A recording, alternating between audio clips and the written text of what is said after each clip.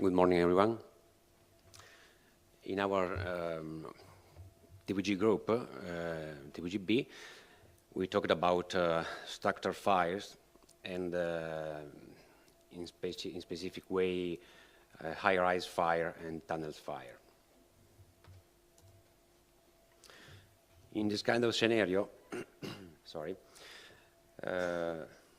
you can see that it's not so important to have a very tall building to have some problem in fight the fire.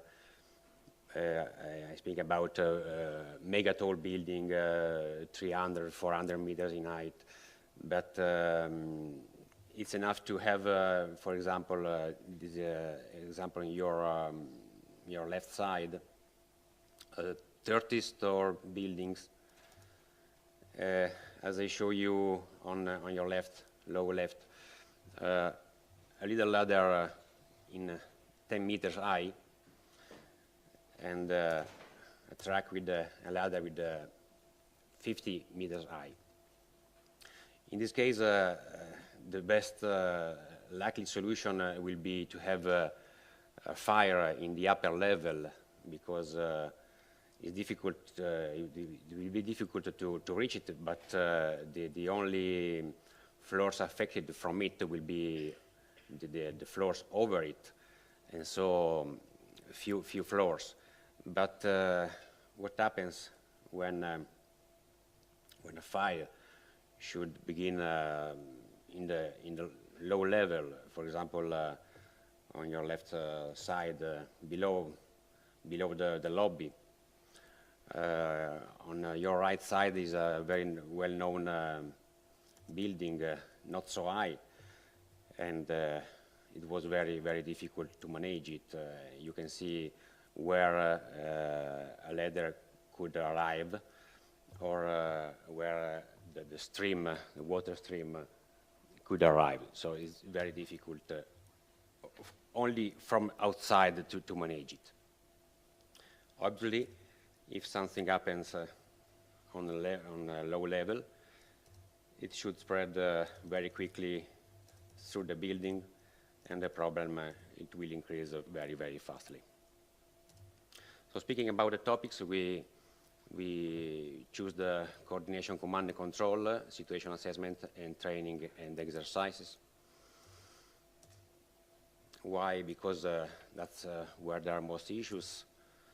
Main challenges was the standardization, categorization of buildings, ability to locate firefighters.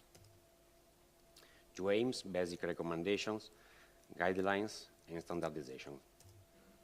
Situation assessment, different systems of information collection depending on agencies, need to find common language between agencies, need for validation of information, safety information about firefighters, quality of information, many difficulties with information management, need for standard of information, need for checklist of necessary information.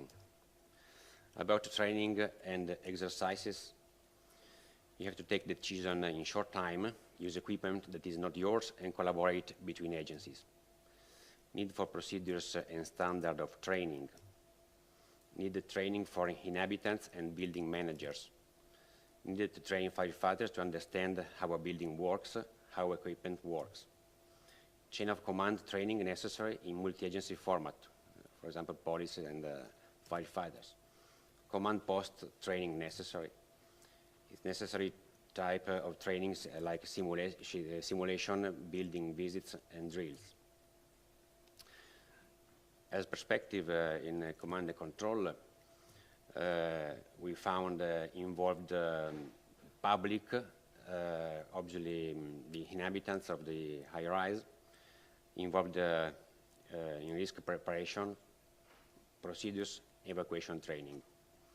With what, for example, we identified the identification jacket to coordinate them in the evacuation. Others involved is the building manager and the staff that has to maintain better level of knowledge, identify the man in charge immediately, provide accurate information, correctly coordinate the evacuation. With what? Control of equipment, appropriate coordination room, even outside the building. About fire services, we need standardization of procedure and public services, a regular control of the building. With what? Some software and shared coordination of information, communication equipment throughout the building. A situation assessment perspective. Safety officer of building, fire engineer, information officer. Setting fire alarms plans, structure of the building, and with the maps, tablet, handbook. Other people, affected people, staff, operators, and command and control center, and firefighter units. How we have to get information from the scene with communication, command and control, scene, fire units. First unit arriving, firefighter units and search and rescue with PPE, thermal cameras, guideline ropes, hoses, and nozzles feedback. About the staff members of the command and control team, you have to establish command and control team with responsibilities and looking for special solution, for example, helicopters with buckets, drones with thermal cameras, and so on. As perspective in training and exercise, who is involved? Assessors, controllers, experts, evaluators, liaison officers, involvement of stakeholders. How to drill and exercise with the clear goals and adapted to the level of command to reach. Interagency drills, tabletop exercise, even training on standards and training on adaptability and flexibility. Is mandatory and paid exercise, similarly to service industry. With what? Chariots, rollers, high-pressure hoses, and for training, of course, a virtual simulator, command exercise filmed and then displayed and analyzed. And of course, once again, software. In the second scenario, tunnels fire, as you know, the big problem is the high temperature, very low neutral plan level, and difficult to go inside and rescue the people. So could happen in a very different reality, for example, train tunnels, metro tunnels, road tunnels, so very many different cases. We choose the coordination, command and control again, situation assessment, training and exercise, doctrine, procedure development. By the moderators, coordination, command and situation assessment merged in only one. Most important thing to success in tunnel fires is to have a very good knowledge of your own tunnels. Main challenges, coordination of both ends of tunnel operational activities, international cooperation, control of firefighter safety, access to information, control room if exists, decision making, initial assessment, predicting development of fire, temperature, visibility, structure integrity, traffic control, quick response, and clear objectives. As doctrine, lack of clear responsibility among stakeholders. Responsibilities should be clear. Responsibility assignment should be linked to competence development, linked to resources, training, test, and exercise plan. Information management among stakeholders, affordable and locally applicable solutions. No right to reach test, putting responsibilities without resources. Procedure development. Main challenges, specific for types of tunnel, need different responsibilities and procedures. Old versus new, different prevention measures. Short versus long, road versus train, many new problems, accessibility, hazard, smaller section, different ownerships. In many cases, first operation and then rescue. Firefighters should know enough about facilities and scenario to take autonomous decisions based on general objectives. Training and exercise. Time is the most important factor to win the fire. Training is the best way to win the time. For most firefighters, tunnels fire aren't the daily job.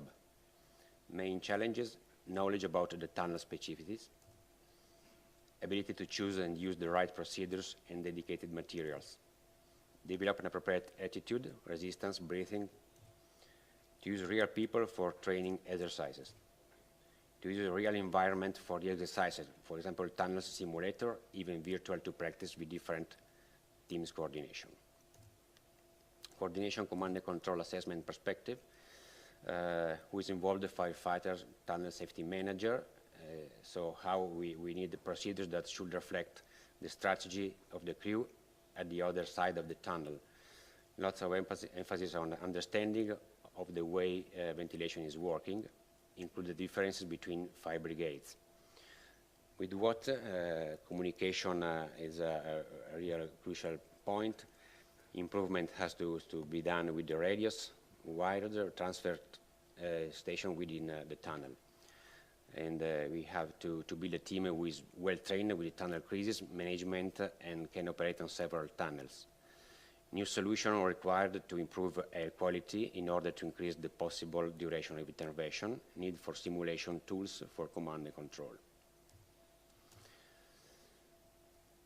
Procedure perspective, firefighters, specific procedures for specific tunnels should provide parameters to evaluate the safe entrance of vehicle, firefighters, and so on, so the firefighters can read them and decide autonomously. With what we need, of course, thermal cameras, both inside the tunnel and in firefighters' vehicles. Double bottles rebreathers, intelligent clothes for self-assessment of health parameters, such as temperature accumulation. Radiant cable to ensure communication. Robotics to evaluate the presence of people at risk. About tunnel managers, they need to have a flow of information and decision involving stakeholders. It should be clearly stated for every infrastructure. From the presence in the command post to liaison officer in tunnel facilities or other specific tools. And once again, virtual simulators.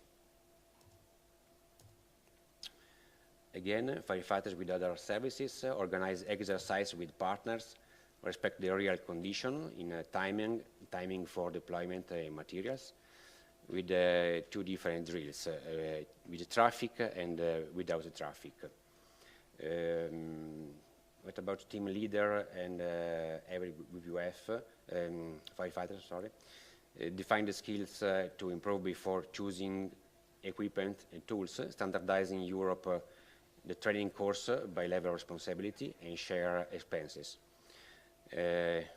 We need to make a list of equipment or tools connected with the skills to develop, visit of infrastructure, training, virtual or real simulator, and about users, to create a European process to improve good habits. With what communication to the drivers, how to behave in an emergency like that. So that was our work. Thank you.